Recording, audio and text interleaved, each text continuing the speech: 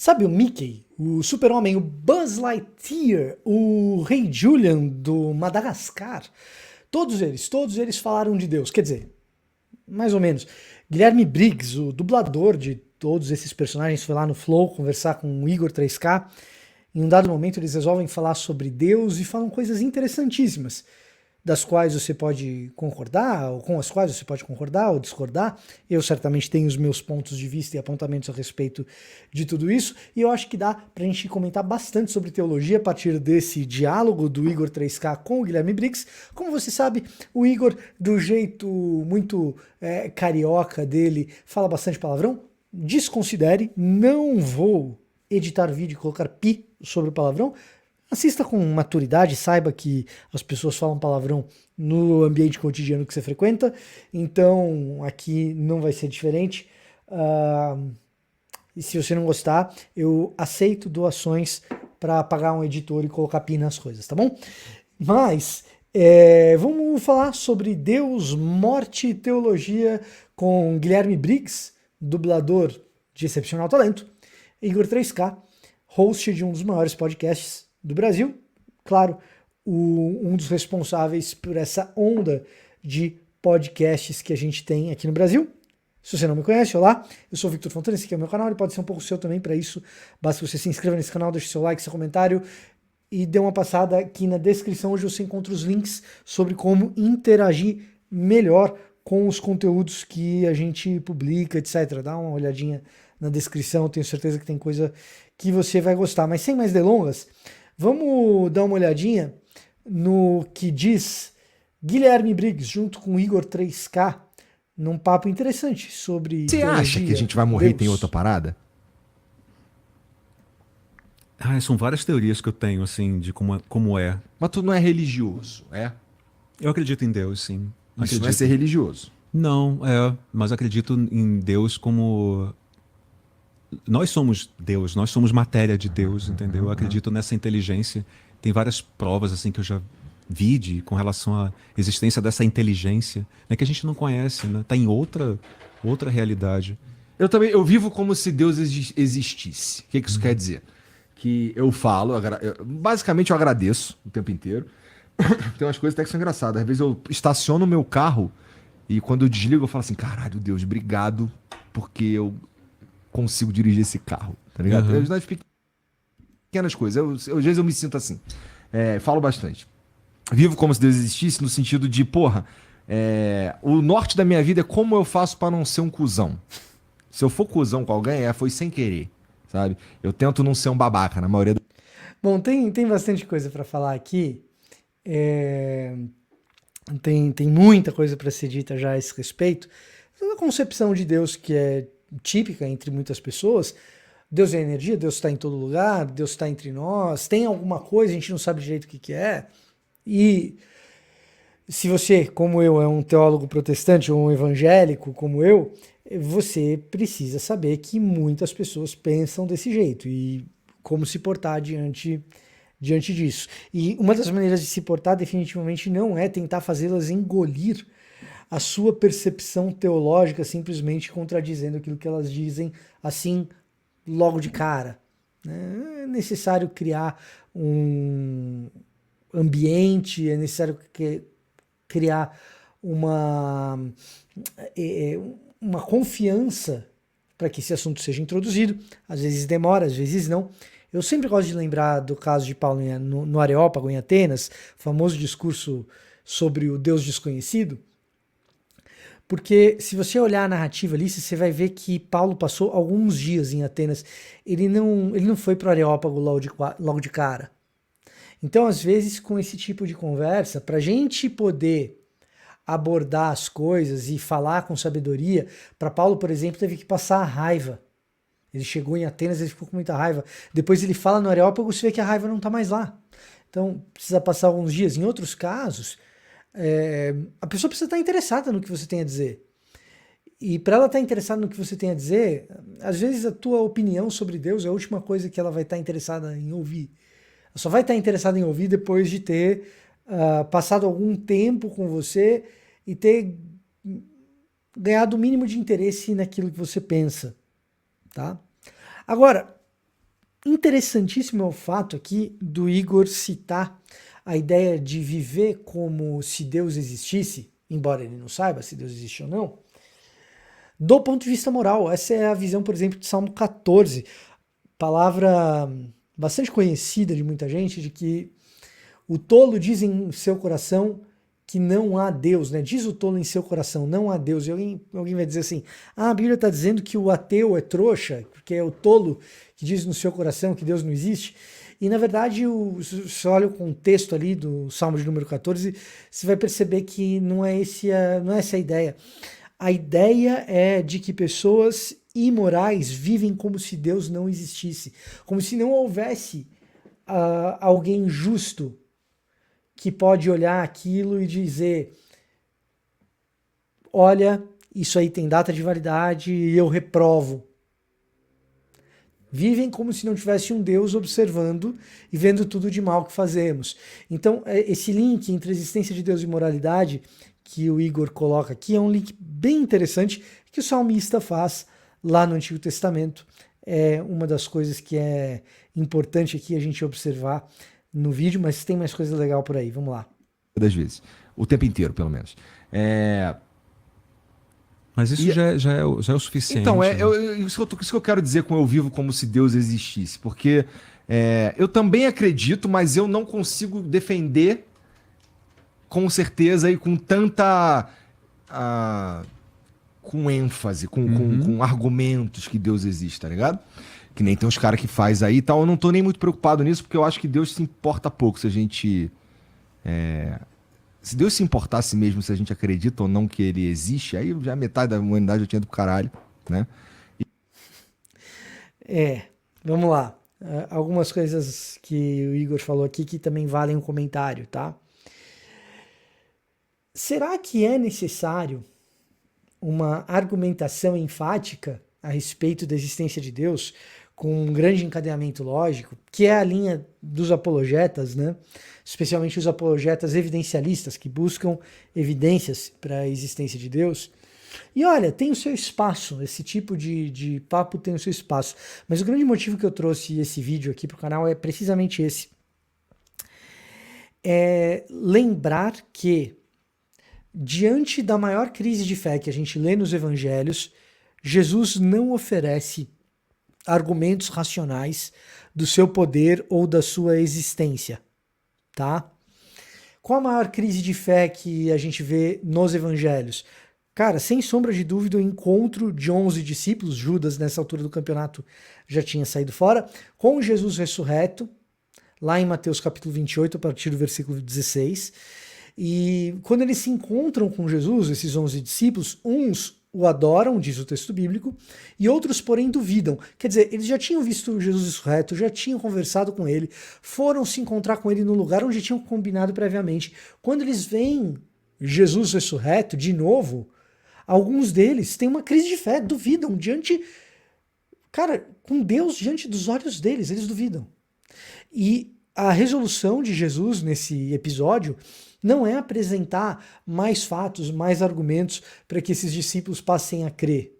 É convidar esses discípulos a participar da boa obra de Jesus, porque a fé vai acontecer enquanto eles praticam as boas obras.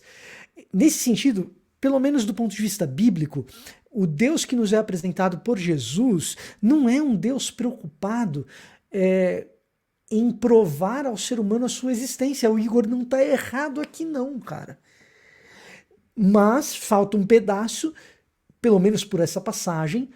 O Deus revelado em Jesus é um Deus profundamente ocupado de fazer com que a gente se envolva numa obra, e Jesus descreve essa obra da seguinte maneira: portanto, vão e façam discípulos de todas as nações, ou seja, Jesus está ocupado de ter gente que seja discípulo dele, que faça o que ele faz, que aprenda o que ele ensinou. Então, fazendo discípulos de todas as nações, batizando-os em nome do Pai, do Filho e do Espírito Santo, ou seja, trazendo esses caras para o corpo, esses novos discípulos para dentro, recebendo, acolhendo, e ensinando-os a obedecer tudo aquilo quanto eu vos ordenei. Ensinando a obedecer não é meramente ensinar. Quem ensina a obedecer, ensina como? Praticando, vivendo, vivenciando. E eis que estarei convosco por todo sempre, se vocês fizerem isso, né? É a grande comissão. A grande comissão é uma dádiva de Jesus para discípulos com crise de fé. Essa crise de fé não é resolvida com argumentos racionais, mas ela é resolvida na medida em que a gente pratica esse discipulado de chamar a gente para ser parecida com Jesus, e à medida que a gente chama pessoas para serem parecidas com Jesus, a gente ensina a obedecer, e obedecendo, a gente acaba encontrando Jesus no meio do caminho. Ele está conosco para todo sempre. Como que isso funciona? Isso funciona, a gente está em Mateus 28 aqui, se você anda uns capítulos para trás, o que Jesus está dizendo ali em Mateus? Que um dia vocês vão me perguntar, mas mestre, quando foi que vimos você com sede e te demos de beber, vimos você com fome e demos de comer? Ora, toda vez que vocês fizeram isso a um desses pequeninos, foi a mim que vocês fizeram. Ou seja, toda vez que a gente encontra alguém com sede e dá de beber, ou seja, toda vez que a gente obedece a Jesus e ensina a obedecer, e a gente dá água para essa pessoa que está com sede, dá amor para essa pessoa que está carente de amor, dá comida para essa pessoa que está com fome. É Jesus que a gente está encontrando ali, é a Jesus que a gente está fazendo aquilo. Então a crise de fé ela se resolve com um encontro com Jesus, e esse encontro ele se dá na obediência e na vivência.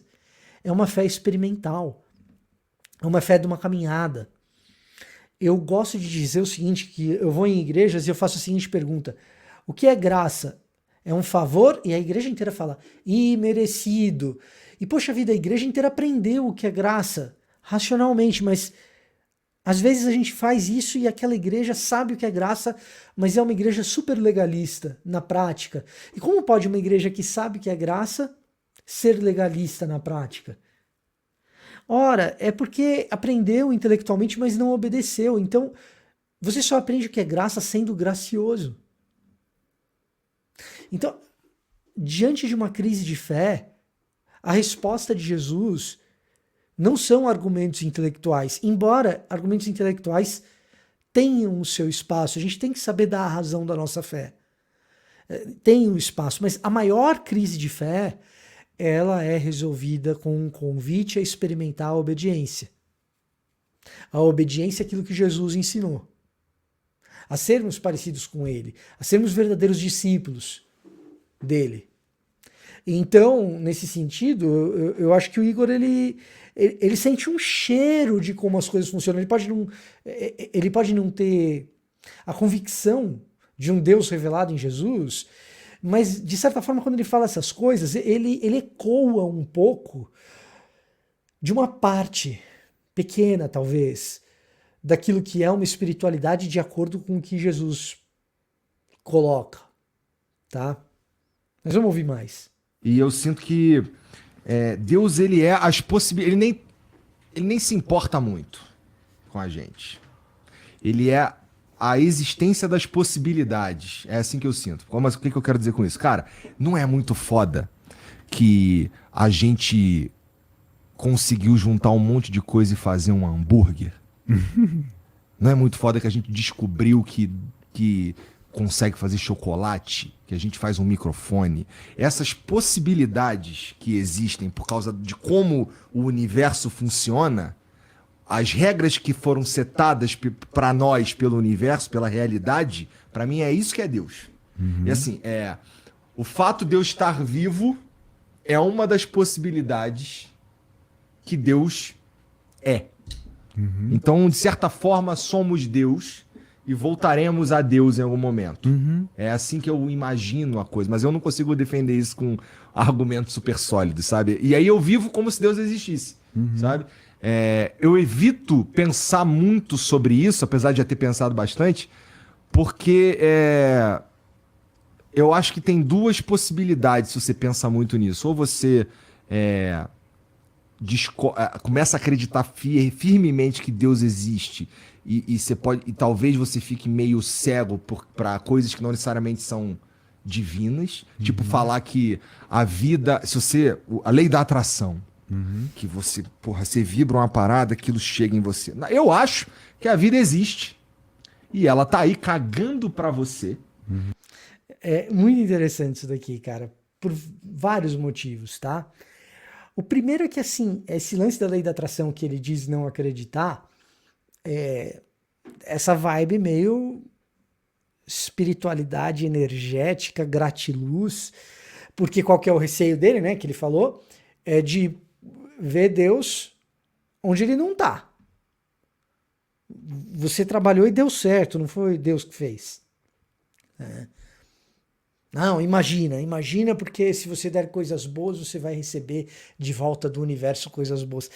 Cara, isso é uma espiritualidade extremamente liberal, não no sentido teológico da palavra liberal, no sentido socioeconômico, filosófico, e aí teologia acaba entrando um pouco no meio. É uma ideia de uma espiritualidade extremamente individualizada, em que o sujeito ele ocupa o centro dessa espiritualidade, né? A subjetividade extrema.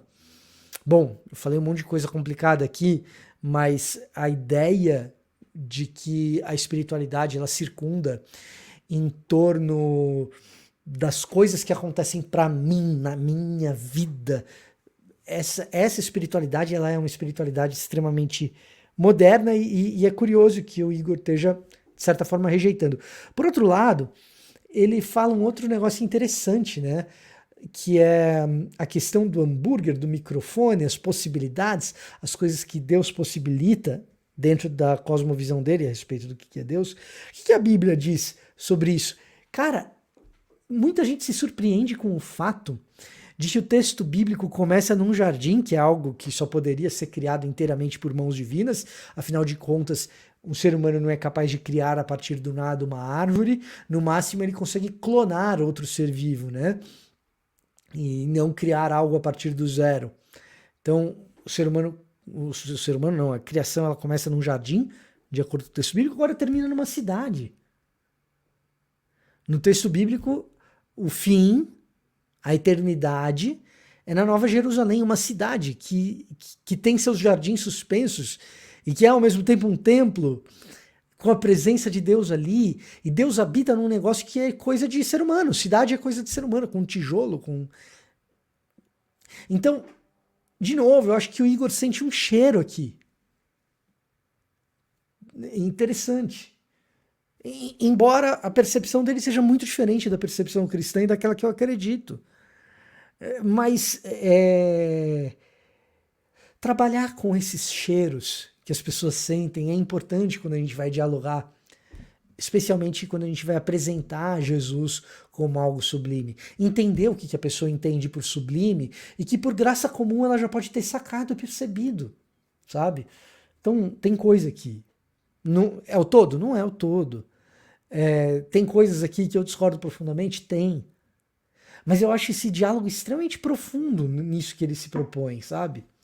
Eu tô até pensando em dividir em duas partes essa conversa aqui, porque o vídeo original ele é bem longo e tem bastante coisa mais pra frente interessante para tratar. Enquanto eu tô falando de dividir isso em duas partes, eu queria te convidar, já que você chegou até aqui, você deve estar interessado no papo, eu queria te convidar a dar uma passada aqui na descrição, que aqui na descrição tem um link importante sobre literatura, que é o meu roteiro de estudos teológicos.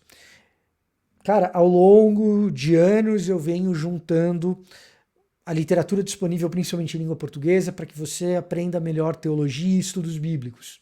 Eu juntei tudo isso bem organizadinho num lugar só, para que você possa organizar o seu plano de leitura. E o custo desse roteiro é o preço de um livro. Então o próximo livro que você fosse comprar, talvez sem saber deliberadamente o que é bom, o que não é, você pode de repente comprar esse roteiro e passar a ter um estudo mais organizado e até economizar mais para frente, gastando menos com livros que de repente ou não está na hora de você ler, ou quem sabe nem seria necessário. Então dá uma passadinha aqui na descrição que tem um link para esse roteiro, eu tenho certeza que você vai gostar, e se você não gostar, você pode pedir o seu dinheiro de volta, tá bom? O acesso é vitalício, vai ter uma planilha toda organizadinha ali, e realmente eu tentei fazer num preço bastante acessível. Quando você adquire esse roteiro, essa curadoria que eu fiz, Além de tudo, você também está ajudando a financiar estudantes de teologia, que estão estudando teologia e não tem um gato para puxar pelo rabo para se sustentar. Parte do dinheiro arrecadado com esse roteiro vai para estudantes de teologia, tá bom? Então, fica aqui feito o jabá e a propaganda, mas vamos continuar que eu acho que pelo menos dá para ouvir mais um pouquinho, depois eu vou quebrar e a gente continua esse react num outro dia. Vamos ouvir mais um E a pouco. partir do momento que você sai do teu lugar e começa a prestar atenção nas oportunidades, é você que nota que as oportunidades existem, mas elas existiam o tempo inteiro e existiriam mesmo se você não estivesse prestando atenção. Alguém pegaria. Então a vida, em geral, ela tá cagando pra você. É você que tem que sair da tua zona de conforto e ir lá. É assim que eu vivo a minha vida, sabe? Entendi. Mas assim, isso não quer dizer que eu não acredito em Deus. Eu acho que Deus é a vida. Ele tá ali, irmão. Ele tá cagando pra tu. Ele não precisa de você. Sabe? E aqui, obviamente, é a parte que eu discordo frontalmente do Igor, porque o Deus que eu acredito é Jesus, e ele se importa profundamente, não só com você e comigo, mas ele se importa profundamente a ponto de enviar o seu próprio filho para viver, morrer e ressuscitar, vencer a morte. Então, nesse aspecto, a gente discorda frontalmente. A vida não precisa de você pra existir. Se eu morrer amanhã, vai ficar uma galera triste, vai acabar umas paradas, não sei o quê, mas daqui a um ano, foda-se. A vida continua. Tá Eu ligado? acho incrível quando eu tava conversando com o Jovem Nerd, né? Com o Alexandre. Ô, Alexandre, porra, não fica puto comigo, não, cara. Eu gosto pra caralho de você, cara. O que foi? Eu não sei, eles não gostam de mim por alguma razão. Não, que isso? Sério? É. Não. Eu pior que eu tenho o WhatsApp dele, eu vou mandar um salve nele qualquer dia. Qual é, irmão? Porra. Eu tava conversando com ele, né? Com o Alexandre, e ele falou: pô, cara, você já parou pra pensar que daqui a 100 anos todo mundo vai estar morto, assim, e a gente se perde, né? Então, por isso que é importante você não se apegar tanto à reputação, ao ego, sabe, essas coisas que a gente fica, que a gente tem a vida é muito pequenininha. Então, se você pensar que daqui a 100 anos, mas o meu legado, eu como dublador vou ter, vai ser tudo ser regravado. A minha voz não vai existir mais daqui a 100 anos, não vai mais existir e ninguém vai. E eu amo o fato, e talvez o próximo vídeo ele comece com isso. Eu amo o fato do Guilherme e do Igor aqui denunciarem essa história do legado como a grande coisa, sabe? Não tem legado, meu amigo. Você vai ser esquecido. Exceto por aquele que já te conhecia antes mesmo de você nascer. E que sabe as suas vitórias, as suas derrotas e conhece todos os seus pecados, até mesmo aqueles que você ainda não cometeu. E aí eu vou discordar frontalmente do Igor. E apesar dele conhecer os pecados que você ainda não cometeu, ainda assim, ele te amou profundamente. Eu vou ficar por aqui. A gente vai ter mais desse react. Até a próxima. Deixa seu like, seu comentário e dá uma passadinha aqui na descrição. Confere o link.